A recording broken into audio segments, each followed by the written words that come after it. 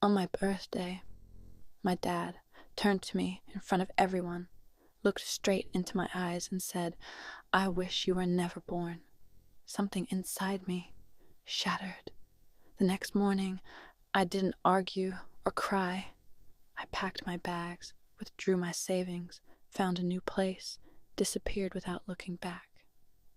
My name is Tula Meadows. I'm 28. I wish you were never born. My father said that at my own birthday dinner in front of 43 people. The candles on the cake were still lit. Nobody moved. Nobody said a word. My stepmother nodded, like he just confirmed the weather forecast. My half-sister pointed her phone at my face and kept recording. That was 4 months ago. Since then, I haven't raised my voice. I haven't cried in front of a single person. I did something that made my father call me 17 times in one night. And by the 18th call, his voice wasn't angry anymore. It was begging. Before I go on, please take a moment to like and subscribe, but only if you genuinely connect with this story. Drop a comment with your city and what time it is where you are right now. Now let me take you back to 3 days before my birthday. The night I found out what the party was really for. I need you to understand something about the Meadows family before any of this makes sense. My father, Gerald Meadows, is 58, broad shoulders, deep voice, the kind of man who walks into a room and expects everyone to rearrange themselves around him. For as long as I can remember, he was the center of every holiday table, every family gathering, every decision. No one questioned Gerald, not once. My mother, Emily, died when I was 8.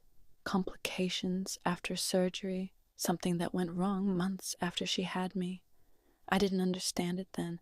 I barely understand it now. But what I understood early, what I felt in every silence, every skipped bedtime story, every look my father gave me when he thought I wasn't watching, was this. He blamed me. He never said it out loud, not back then. He didn't need to. It lived in the things he didn't do. He didn't come to my school plays. He didn't hang my drawings on the fridge. When I got the flu in 4th grade, it was my grandmother, Eleanor, who drove 40 minutes to pick me up. Not him. Elena was my father's mother. She was the only person in that house who made me feel like I had a right to exist. She called me my girl.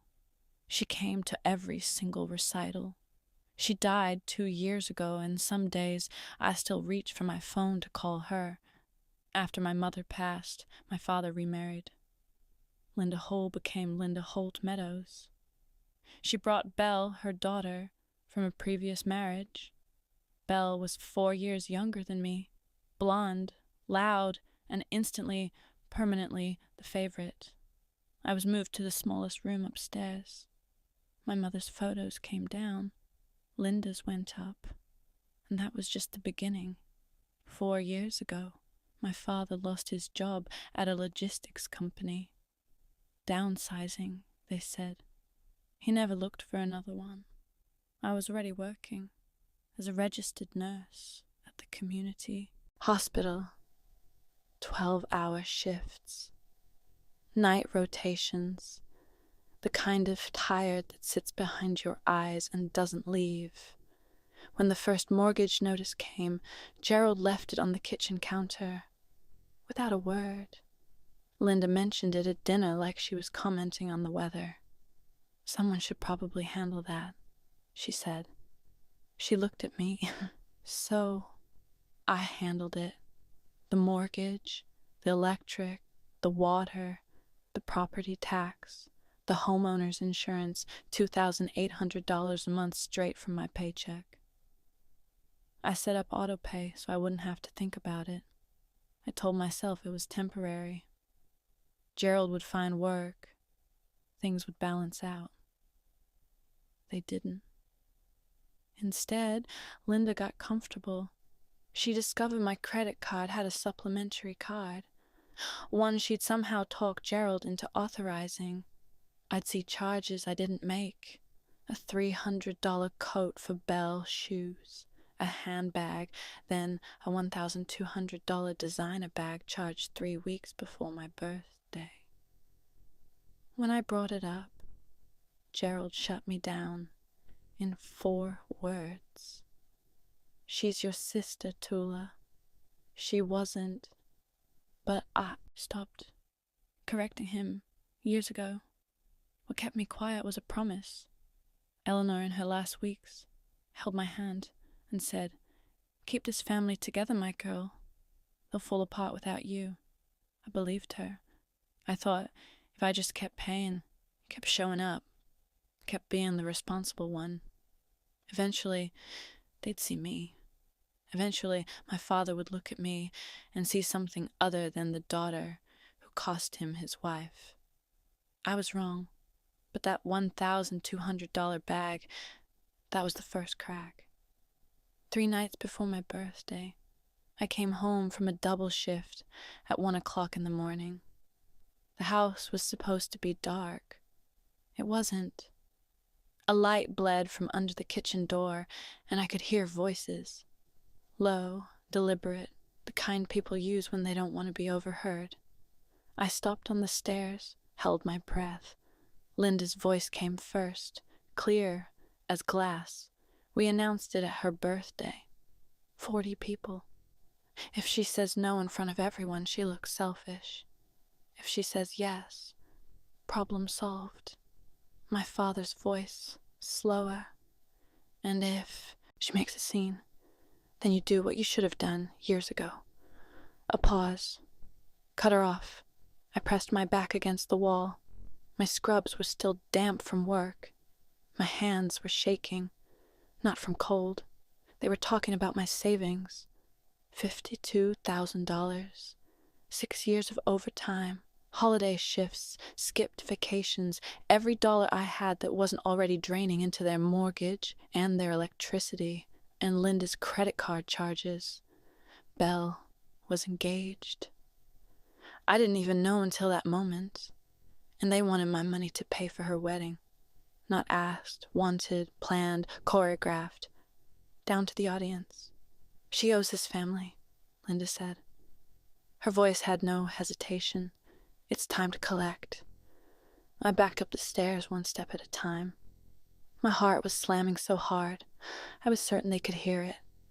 They didn't. I sat on my bed in that tiny room for 2 hours. I didn't cry. I stared at the ceiling and thought about every payment, every silent dinner, every time I swallowed the word no, because I was afraid of what would happen if I said it. Something shifted that night. I didn't know what yet, but it was already moving. The next morning, I sat in my car in the hospital parking lot and made a phone call I'd been putting off for 2 years. Margaret Calloway, 64, estate attorney, my grandmother's closest friend for 3 decades. Eleanor had mentioned her name exactly once in her final days, in a voice so quiet I almost missed it. "If you ever need to understand what I've left behind," Eleanor had whispered, "call Margaret."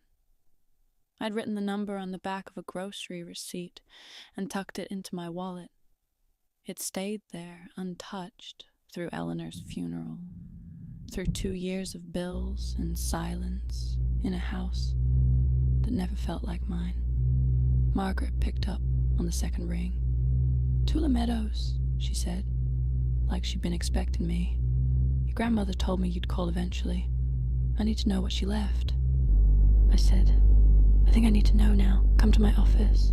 There are things your grandmother wanted you to know. When you were ready." She paused. "Are you ready?" "I think so. Then I'll have everything prepared." I scheduled the appointment for the following week, after the birthday dinner, whatever was coming. I needed to get through Saturday first. That afternoon, Belle found me in the kitchen. She held up her left hand, wiggling a diamond ring I'd never seen before. "You're going to help with my wedding, right?" She smiled. "Dad says you have some savings." I looked at the ring. I looked at her face. She wasn't being cruel. She genuinely believed I existed to fund her life. That was worse. "We'll talk about it later," I said. I didn't know what Margaret had for me, but I knew one thing. Whatever Eleanor left behind, she left it for a reason. My grandmother was a careful woman, very careful. Let me tell you what $52,000 means when you're a nurse. It means 6 years of picking up every holiday shift nobody wanted. Christmas, Thanksgiving, New Year's Eve. It means eating leftovers from the break room instead of going out. It means driving a car with 200,000 miles on it because the monthly payment on a new one would slow the savings down. That money was supposed to be my way out, a down payment on a small place of my own. A life that didn't revolve around auto-pay transfers to a house where nobody thanked me. If I gave it to Belle's wedding, I'd be starting from zero at 28 with nothing to show for a decade of work. No safety net, no future, just a pretty reception I helped pay for and a seat at the back of the church. But here's the thing that burned the most. It wasn't the money, it was the pattern. When I was 18, I applied for a nursing scholarship. Full tuition. I got accepted. The letter arrived in a white envelope addressed to me, and I never saw it. I found out 2 years later by accident when a former teacher mentioned it at a grocery store. "Didn't you take that scholarship, Tula? You were the top candidate." I went home and searched, found the opened envelope in my father's desk drawer, shoved behind old tax forms. He'd read it. He never told me. When I confronted him, he didn't even flinch. "You weren't ready," he said. "You would have failed. I paid my own way through nursing school, loans, night shifts at a diner, 3 years of sleeping, 4 hours a night. Every time I built something, he found a way to take it." This time, I decided to stop handing him the hammer. In the Meadows family, Gerald was the oldest brother. That meant something. In our family, the oldest didn't just lead. He narrated.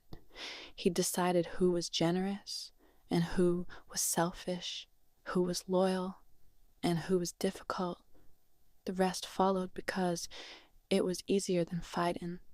My Uncle Roy was the only person who ever pushed back. He's Gerald's younger brother, a carpenter. Quiet guy, hands like sandpaper. The kind of man who says 10 words where other people say 100. 5 years ago at Thanksgiving, Roy looked across the table and said, "Gerald, you're too hard on that girl." That was it. One sentence. Gerald didn't yell. He simply stopped inviting Roy to anything, stopped returning his calls.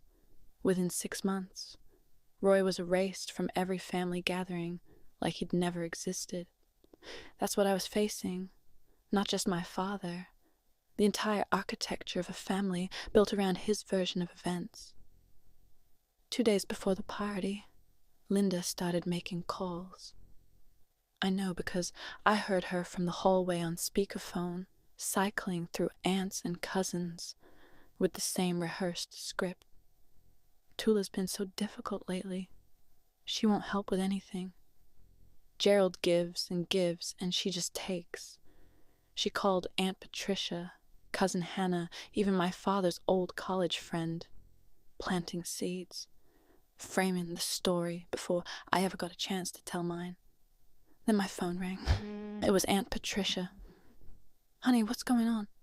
"Your father says you've been giving them a hard time." I stood in my room, phone pressed to my ear, and realized the trial had already happened. The verdict was in, and I hadn't even.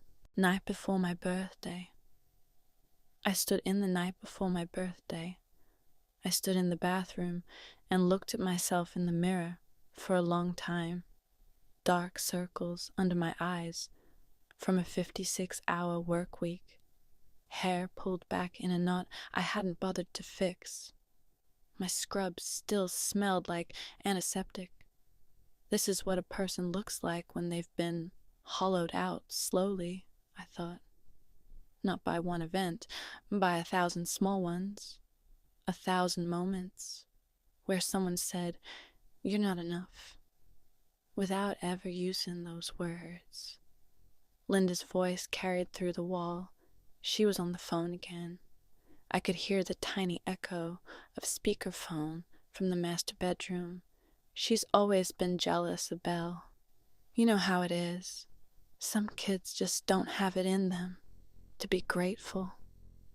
I pressed my ear to the wall. I couldn't help it. Gerald's given her everything, Linda continued. A roof, food, stability, and she can't even do this one thing for her sister. Honestly, I don't know what Emily would think. Emily, my mother's name in Linda's mouth, used as a weapon. My hands went flat against the wall. I closed my eyes for a second. Just 1 second. I wanted to open that door and scream until the neighbors heard, scream until someone in this house finally understood what it felt like to be me. But I didn't, because screaming was what they expected. Screaming was what Linda had prepped 43 people to witness. The dramatic, ungrateful stepdaughter making a scene. I stepped back from the wall, sat on the edge of my bed, and I thought about something Eleanor used to say. Quiet strength, my girl. Let them shout. You just keep standing. So that's what I did. I picked out a dress for my birthday, and I stood. Saturday evening, Rossini's, a mid-range Italian restaurant on the east side with exposed brick walls and warm pendant lighting. Gerald had booked a private dining room. 43 people. I walked in, wearing the only nice dress I owned, navy blue, modest. I'd curled my hair, put on lipstick. For the first time in months, I wanted to feel like someone worth celebrating. The room buzzed with conversation, white tablecloths, candles, and glass holders. A banner stretched across the back wall. Happy birthday, Tula. Someone had ordered a cake, chocolate, my favorite. For a moment, I let myself believe it was real. Then I noticed the seating. The main table, the one directly under the banner, had 5 chairs.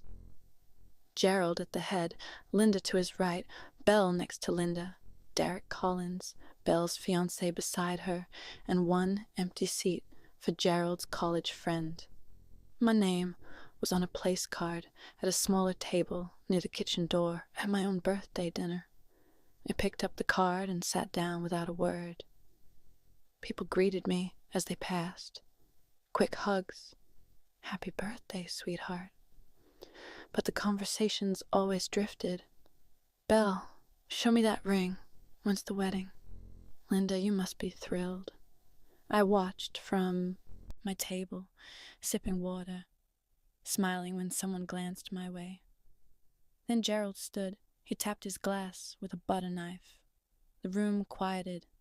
He picked up the small wireless microphone the restaurant had provided. He looked out at 43 faces. He smiled.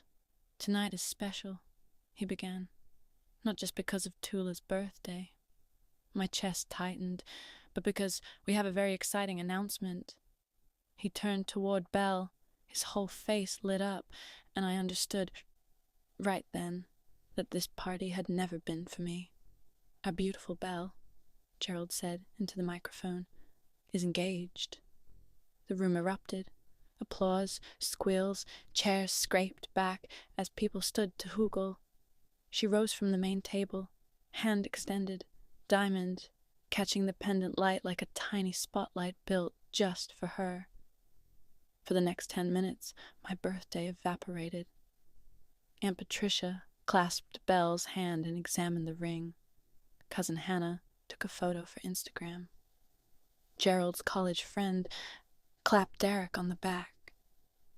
Linda stood behind Belle, untouched at the end of the buffet. The untouched at the end of the buffet. The candles hadn't been lit. Derek caught my eye once. He was standing slightly apart from the circle round Belle, his jaw tight. He gave me a look I couldn't quite read. Not pity exactly, something closer to recognition, like he saw what was happening, but didn't know what to do about it. Then the room settled. People returned to their seats. Gerald stayed standing, microphone still in hand. "Now," he said, his voice shifted, warmer practiced. He turned toward me. "Tula, honey, come here for a second." 43 people looked at me. I stood, walked to the main table. My heels clicked against the tile floor. Gerald put a hand on my shoulder. "Firm, performative. Family takes care of family," he said to the room. "And now that Belle's big day is coming, we need to pull together." He looked directly at me. "Tula, we need to talk about the wedding budget. Not in private, not later, here now, in front of everyone, exactly as Linda had planned. Tula has been very responsible with her finances," Gerald said, addressing the room like a keynote speaker. "She's been saving for years, and I know she'll want to help her sister have the wedding she deserves." He squeezed my shoulder. The pressure said, "Agree." I stood still. Linda leaned forward in her chair. She dabbed her eye with a napkin. A gesture so practiced it could have been choreographed. "It's what your mother would have wanted, Tula." The room went soft. A few people murmured. Someone whispered, "Oh, Emily, my mother, my dead mother, used to guilt me into writing a check in front of 43 witnesses." I felt the blood rise to my face. My pulse was so loud, I was sure the people at the nearest table could hear it.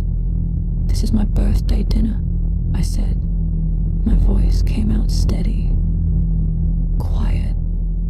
Can we not do this here?" Gerald's smile thinned. His hand dropped from my shoulder. "Another time." He shook his head slowly.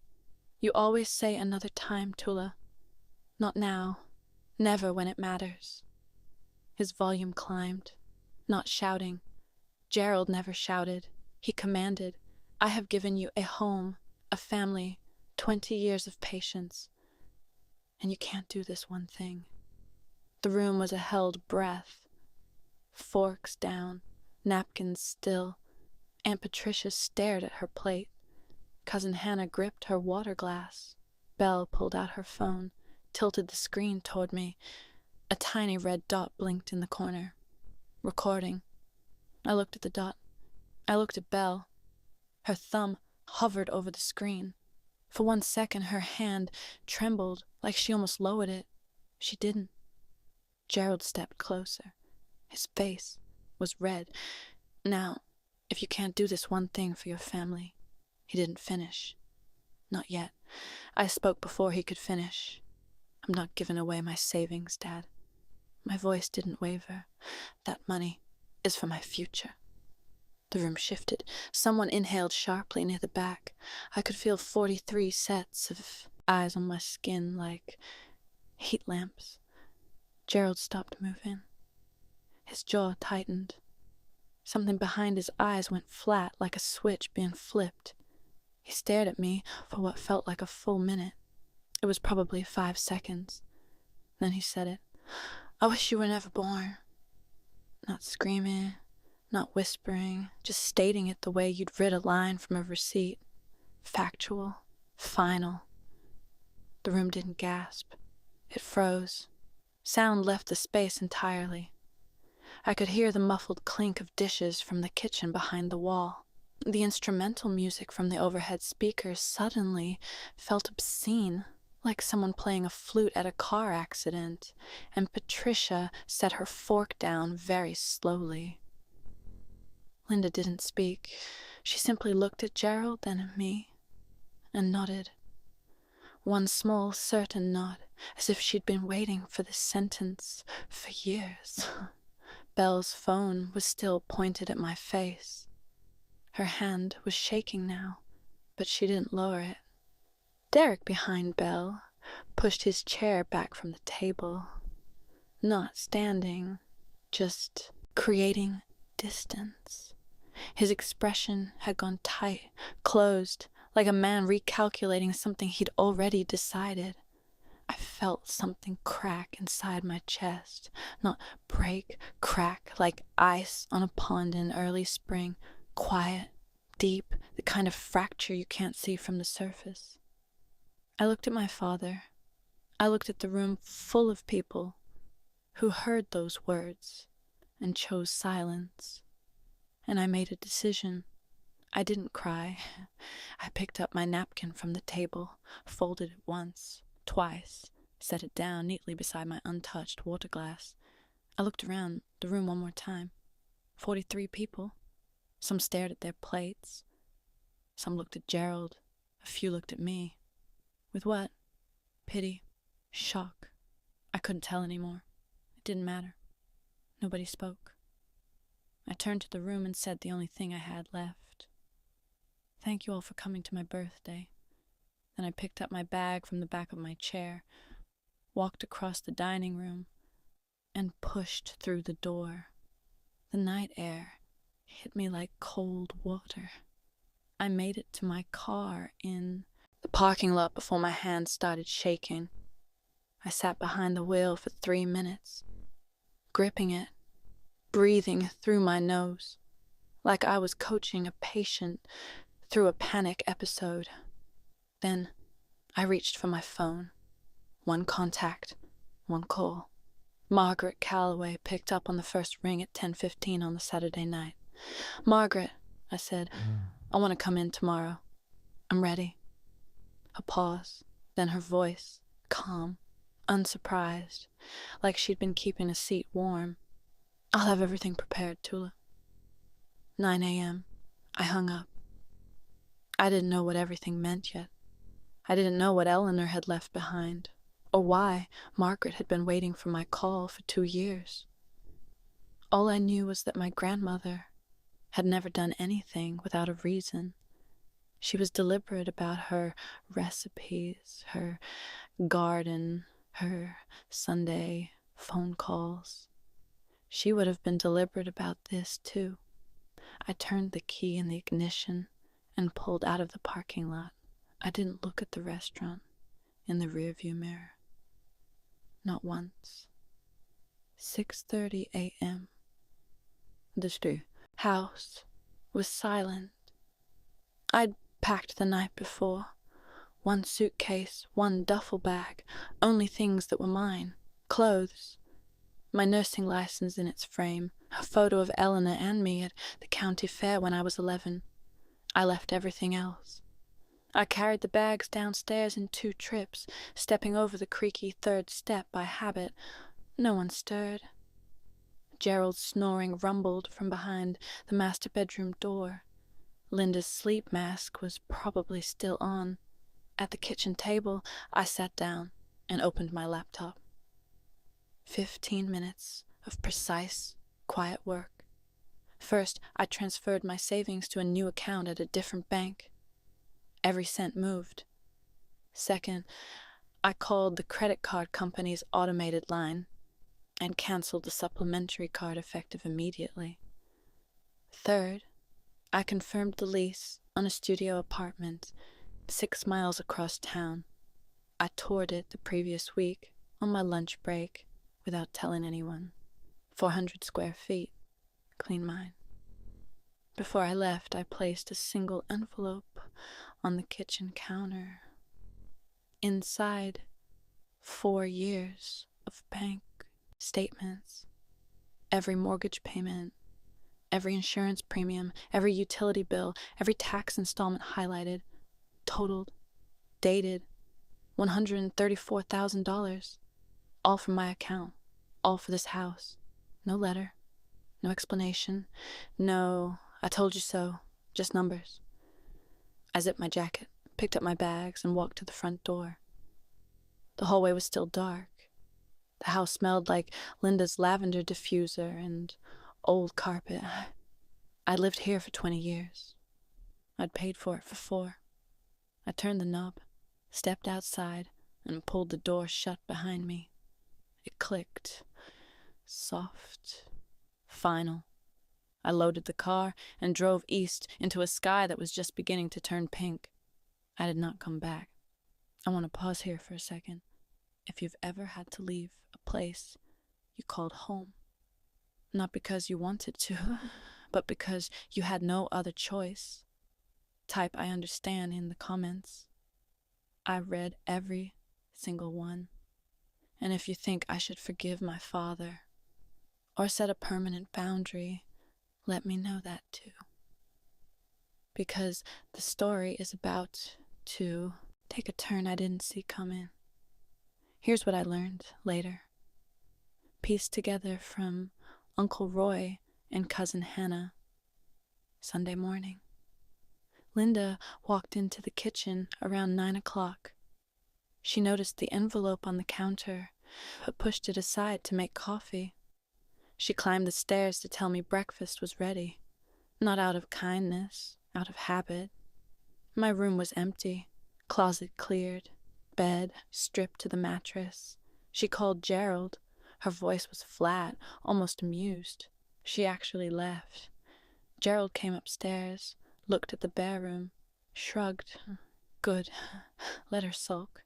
She'll be back by Friday. He went downstairs and turned on the television. Belle woke up next. She reached for her phone and opened the banking app. The supplementary credit card was declined, frozen, canceled. She called me. Voicemail. Called again. Voicemail. She walked into the living room, phone in hand.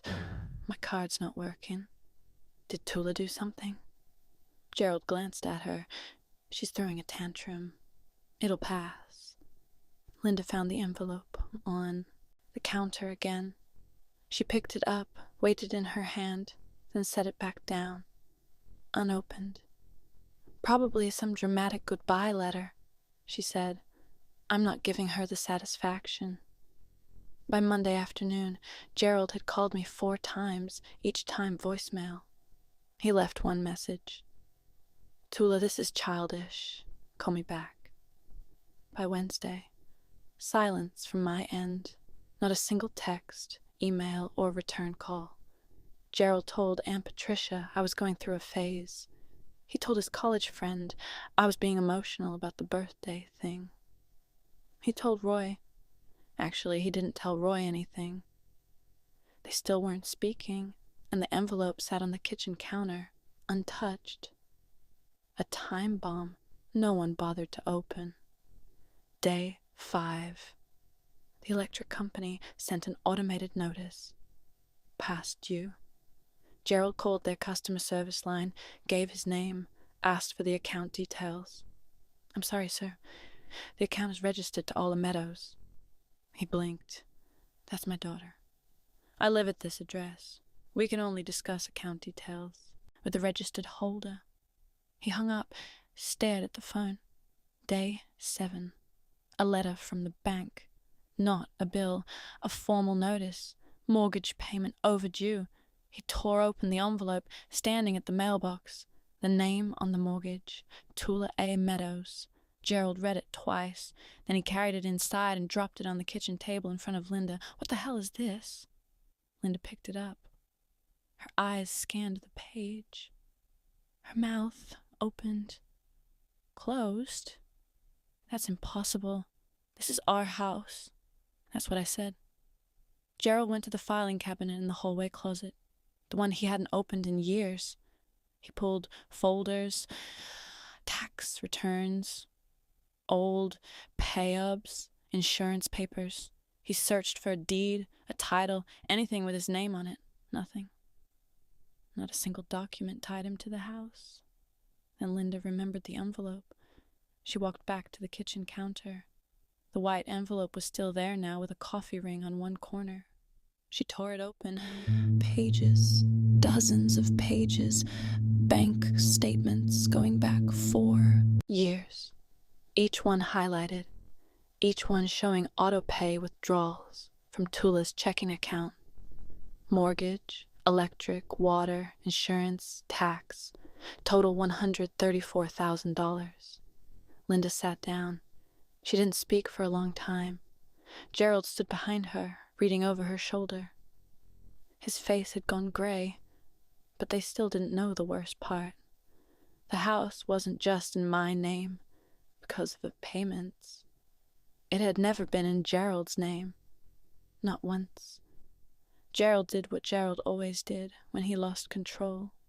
He picked up the phone and started narrating. Within 24 hours, half the family had heard his version. Tula walked out. Tula canceled the credit card. Tula stopped paying bills. She's punishing us because she didn't get enough attention at her birthday. Some people believed him. They always had. But something was different this time. Some people remembered that night at Renee's. They remembered Gerald's face when he said those words. They remembered the silence that followed. And they remembered that not a single person in that room, including themselves, had stood up. Cousin Hannah called me on a Thursday evening. I almost didn't answer, but Hannah and I had been close once before. Gerald's gravity pulled everyone into his orbit. Tula, what's going on?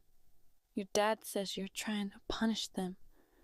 I leaned against my kitchen counter in my studio apartment, where the only sounds were mine. Hannah, I said, did he tell you what he said to me at my birthday? Silence. What did he say? Ask him in front of people. She didn't respond for a moment, then, quietly, I was there, Tula. I heard it. I didn't know what to do. I know, I said. Nobody did. Meanwhile, Gerald made one more call. He drove to Uncle Roy's house, the brother he hadn't spoken to in 2 years, and knocked on the door. Roy opened it, looked at Gerald for a long time. I need your help, Gerald said. Tula's gone off the deep end. Roy leaned against the doorframe. Gerald, did you really say that to her? At her birthday? Gerald's jaw tightened. She provoked me. Roy shook his head slowly. A father doesn't say that. Not to his child. Not ever. And he closed the door. He found me on a Tuesday. I don't know how. I suspect he called the hospital, and someone mentioned seeing me near the east side. Or maybe he drove around until he spotted my car. Either way, I came home from a shift to find Gerald Meadows standing outside my apartment door. Arms crossed, jaw set, looking like a man about to deliver a performance, not an apology. I unlocked the door, stood in the frame, didn't step aside. You need to come home, he said. This has gone far enough. I looked at him. My father, 58 years old, gray at the temples, the same broad shoulders, the same voice that used to fill every room. But standing in my hallway under fluorescent lighting, he looked smaller than I remembered. You told me you wished I was never born, I said in front of 43 people on my birthday. I was upset. You were being difficult, saying no to giving away my savings is not being difficult. It's being an adult. His nostrils flared. I'm your father? Then act like one. We stood there, 3 feet apart. The hallway smelled like someone's dinner. Garlic, onion, something warm that had nothing to do with either of us. You can't just leave, he said. His voice dropped, not softer, thinner. Bills are piling up. The mortgage is late. Linda is not my responsibility, I said. Neither is Belle. Neither is the house. I paused. You told me you wished I was never born. I'm simply granting your wish. I closed the door, gently. No slam, no dramatic exit, just a soft click and the sound of his breathing on the other side. He stood there for a while. I know because I watched the shadow of his shoes under the door. Then he left, but he didn't know what was coming next. 2 weeks after I left, Gerald called a family meeting. He chose the community center attached to our church. A beige room with folding chairs, buzzing overhead lights, and a coffee urn that was always either empty or burned. About 30 people came. Aunts, uncles, cousins, some I hadn't seen since Eleanor's funeral. Gerald stood at the front like he was conducting a town hall. Linda sat in the first row, tissue in hand. Belle sat beside her, arms folded, phone face down on her lap for once. I asked everyone here, Gerald began, because we have a family situation that needs to be addressed. He launched into his version. Tula abandoned the family. Tula canceled the credit card. Tula stopped paying the bills. Tula is punishing all of them because of a misunderstanding at dinner. Linda dabbed her eyes on cue. A few people nodded. A few shifted uncomfortably, and Patricia kept her eyes on the floor. Gerald built to his closing argument. All I'm asking is that someone talk sense into her. She's hurting this family. That's when Uncle Roy stood up. He'd been sitting in the back row, quiet, arms on his knees. No one had expected him to come. Gerald certainly hadn't. Invited him. But Roy had heard about the meeting through Cousin Hannah, and he drove 40 minutes to be there. Gerald? Roy said. His voice was level, Carpenter steady. Before you say anything else, did you invite Margaret Calloway? Gerald frowned. Who? Why would I? The side door opened. Margaret Calloway stepped in. 64 years old, gray blazer, reading glasses on a chain around her neck, a leather portfolio under her arm. She nodded once at Gerald. Mr. Meadows, I'm here on behalf of your daughter. She paused. And your mother? The room went dead silent. Margaret didn't rush. She set her portfolio on the folding table at the front of the room, opened it, and removed a single document in a clear plastic sleeve. My name is Margaret Calloway. I'm an estate and real estate attorney. I was Eleanor Meadows' legal counsel for 23 years, and her friend for longer than that. She placed the document flat on the table. 2 years before her passing, Eleanor Meadows executed a legal transfer of the property at 412 Burwood Lane to her granddaughter, Tula Eleanor Meadows. The transfer was notarized, recorded with the county, and is fully binding. She slid the document forward, the deed clear as daylight. Gerald stared at it. His face didn't move. That's impossible, he said. That is my house. Margaret looked at him over her reading glasses. Your name has never been on the deed, Mr. Meadows. Your mother purchased the home in 1987. She chose who would inherit it. The room erupted in murmurs. Chairs creaked. Someone whispered, "Oh my God." Linda shot to her feet. That can't be right. We've lived there before you've lived there as permitted occupants, Margaret said, not as owners. Gerald's hands gripped the edge of his chair. My mother would never do this behind my back. Roy stood again. He'd been quiet until now. She did, Gerald. His voice was low but firm. I was there. I witnessed the signing. The room turned to Roy, 30 faces recalculating. Gerald stared at his brother. You knew? Mom asked me to be there. She said you'd understand eventually. Roy swallowed. She also said you probably wouldn't. Gerald opened his mouth. Nothing came out. Linda grabbed Belle's arm. Belle shook her off, and Margaret calmly reached into her portfolio for the next set of documents. In addition, Margaret continued, unclipping a thick stack of highlighted pages.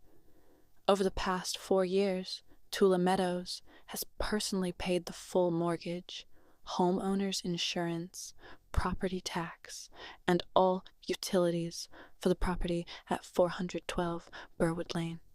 She spread the statements across the table like a dealer laying out cards. Mortgage, $1,400 per month. Insurance, $380 quarterly. Property tax, $4,200 annually. Utilities averaging $600 per month. She adjusted her glasses. Total personal expenditure, approximately $134,000. All documented. All from Tula's individual checking account. The room didn't erupt this time. It sank. The kind of silence where you can hear someone swallow 3 rows back. Aunt Patricia, the woman who had paid for the whole house. This whole time. Paid for the whole house. This whole time. She did, Margaret said, and during that same period, a supplementary credit card linked to Tula's account was used for personal purchases by other household members. Those charges were also paid by Tula. Linda's face went white, not pink with embarrassment. White, drained. She lived there for free, Linda blurted. That was her contribution to the family, room and board. Margaret looked at Linda not unkindly, but without a trace of indulgence. Mrs. Meadows, Tula was paying the mortgage on a property she legally owns. If anything, she was subsidizing your housing. Someone in the back row let out a breath that was almost a laugh. Gerald hadn't moved. He sat with both hands on his knees, staring at the bank statements from 4T away, as if looking at them too closely might make them more real. These were numbers, not opinions. Numbers don't take sides. Aunt Patricia stood first. She was 61, 5'2", and had never raised her voice at a family gathering in her life. She looked at Gerald, the way you look at someone you're seeing clearly for the first time. Gerald, she said, you stood in that restaurant and told that girl you wished she was never born. The girl who paid for your roof. Gerald didn't answer. Cousin Hannah spoke next, her voice cracking. I called Tula and accused her of being selfish. She didn't even defend herself. She just asked if I knew what you said. Uncle Ray, Gerald's cousin from Ohio, crossed his arms. Eleanor knew. She saw this coming. That's why she did what she did. Gerald tried to regain the room. He straightened in his chair, squared his shoulders, and used the voice that had controlled this family for decades. This is a family matter, Margaret. I think you should leave. Margaret closed her portfolio with one smooth motion. I was asked to present a file. The file has been presented. She nodded once. Good evening. She walked out the side door. No drama, no final word. Just a woman who had done exactly what she came to do. The door clicked shut. Gerald looked around the room. 30 faces. Not one of them was on his side. Roy sat back down, arms folded. Patricia shook her head. Hannah wiped her eyes. Linda grabbed Belle's wrist. We're leaving. Belle pulled her arm free. No, Belle said. It was one word. Quiet. But Linda's head snapped toward her daughter like she'd been slapped. Belle? I said no, Mom. It was the first time I'd ever heard Belle refuse Linda. I wasn't in that room. But Roy told me about it later. And when he described that moment, even he sounded surprised. I want to ask you something real. If you were in my shoes right now, knowing everything you know, would you give Gerald a second chance? Or would you draw the line for good? Type second chance or boundary in the comments. I read every single one, and I'd love to hear your take. Now let me tell you what I decided, because it wasn't simple. 2 days after the family meeting, Margaret sent a formal letter to Gerald and Linda, 60-day notice to vacate the property at 412 Burwood Lane. It was typed on firm letterhead, sent certified mail. Every line was legally precise, procedurally clean, and completely within my rights as the property owner. I didn't send it myself. I didn't attach a personal note. Margaret handled it the way she handled everything correctly. That night, Gerald called me 17 times. Calls 1 through 10 were angry. I know, because I listened to the voicemails the next morning in order. Like chapters of a book. I already knew the ending to. You think this is funny? This is my family's house. You, ungrateful. Click. Calls 11 through 15 shifted, harder to listen to. The anger started to crack, and underneath it was something thinner. Desperation. Tula, we can talk about this. Just tell Margaret to pull the letter back. I'll apologize. Is that what you want? Call 16 was silence. 28 seconds, breathing. Then he hung up. Call 17, the last one. Gerald's voice stripped of everything. No authority, no performance. Tula, please, where are we supposed to go? I sat on the edge of my bed in my studio apartment. Morning light through the window. A mug of coffee going cold on the nightstand. I played that last voicemail twice. I didn't feel victory. I didn't feel satisfaction or vindication or any of the things people think you're supposed to feel when the person who hurt you finally breaks.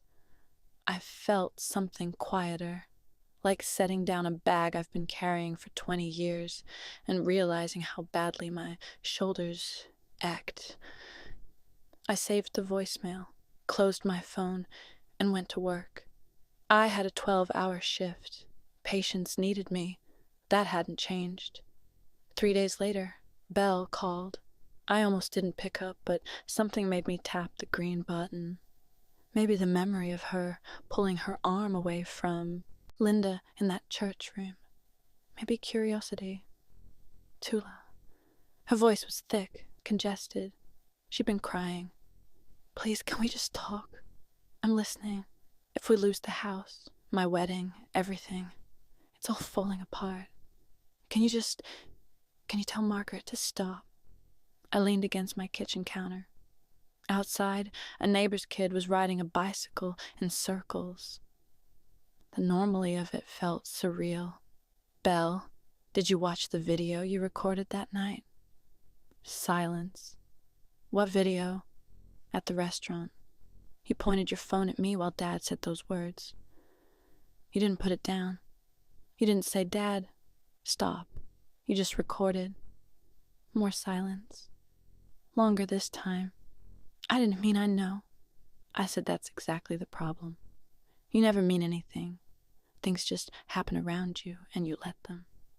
I could hear her breathing, ragged, uneven. I'm not doing this to punish you, Brielle. I need you to understand that I'm not punishing Dad. I'm not punishing Linda. I am done being the person who sacrifices everything so everyone else is comfortable. But where will we? That's not my question to answer anymore. A long pause. I could hear Linda's voice in the background, muffled, urgent, coaching Belle on what to say next. I have to go, I said. Tula, wait. Belle, I wish you well. I really do. But this conversation is over. I hung up, set the phone face down on the counter. It was the gentlest ending I could offer, and it was still one of the hardest things I've ever done. But it wasn't the last call I received that week. The call came on a Friday evening. I didn't recognize the number. Almost let it go to voicemail, but I'd had enough voicemails for one lifetime, so I answered. Tula, this is Derek Collins. I sat down. The takeout container had been eaten from Belle's fiancé. We'd never spoken one-on-one before. Not once. I know this is unexpected, he said. His voice was careful, measured, like a man who'd spent days rehearsing this call. I wanted to say something, and I think I owe it to you to say it. Directly. I'm listening. I was there that night at the restaurant. I saw what happened. A breath. I should have said something. I should have stood up. I didn't, and I'm sorry. I stared at the wall of my apartment.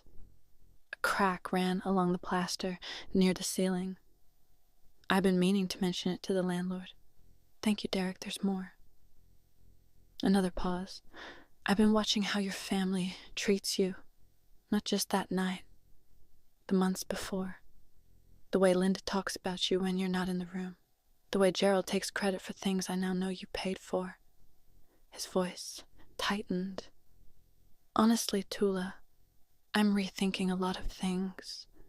My chest ached, not from pain, from something rarer. Recognition. That's between you and Belle, I said softly. I know it is. But I wanted you to know. Someone in that room saw you, and what your father did was wrong. For the first time since the night of my birthday, my eyes stung. I blinked hard twice. Thank you, I said again, and I meant it in a way I couldn't fully explain. We said goodbye. I sat very still for a while. Someone saw me. After all of it, someone actually saw me. Week 3, Gerald and Linda moved out of 412 Burwood Lane. Not because the 60 days were up, they had time left, but because the mortgage was past due, the electric bill was in collections, and Gerald couldn't bring himself to call me and ask for help paying for a house he now knew wasn't his. Uncle Roy took them in.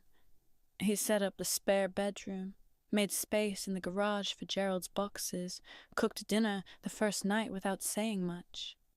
That was Roy. Practical before emotional, but he had one rule. You can stay, he told Gerald, but you don't speak her name like that under my roof. Gerald nodded. He didn't argue. According to Roy, it was the first time in decades that Gerald accepted a condition from his younger brother without pushback. The wider family knew everything now. Margaret's presentation at the church had traveled through the Meadows network like a shockwave. Aunt Patricia called to apologize. Cousin Hannah sent a long text that ended with, I should have spoken up that night. I'm sorry I didn't. 4 or 5 other relatives reached out, some awkward, some tearful, some just short messages, thinking of you. Linda, meanwhile, tried a different strategy. She posted on Facebook a long emotional status about being forced out of our home by a vindictive stepdaughter. She tagged 6 family members and added a crying emoji. It lasted 2 hours. Cousin Hannah replied with a screenshot of the bank statements. Names and account numbers blacked out, but the total's clear. 23 people saw it before Linda deleted the entire post.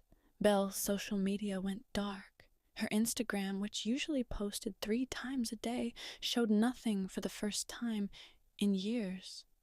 The silence from that corner was louder than anything she'd ever posted. Margaret delivered the second envelope on a gray Wednesday morning. She'd been holding it for 2 years, sealed, handwritten, with instructions from Eleanor that were specific down to the timing. Give this to Gerald only after he learns the truth about the house. Eleanor had known. She'd known how this story would unfold. Maybe not the details, but the shape of it, the inevitability. Roy told me later what happened. Gerald was alone in Roy's spare bedroom. Margaret had dropped the envelope at the front door with Roy, who carried it upstairs and set it on the dresser. "For Mom," Roy said. "Margaret says she wanted you to have it when you were ready." Gerald stared at the envelope for an hour before he opened it. The letter was 2 pages. Eleanor's handwriting, neat, slanted slightly to the right, the way she wrote recipe cards and birthday notes. I never read the full thing. Gerald never showed it to anyone, but Roy saw him afterward. And the parts Gerald eventually repeated in fragments over weeks were enough. Eleanor wrote that she loved her son. She also wrote that she'd watched him punish a child for a grief that was never that child's fault.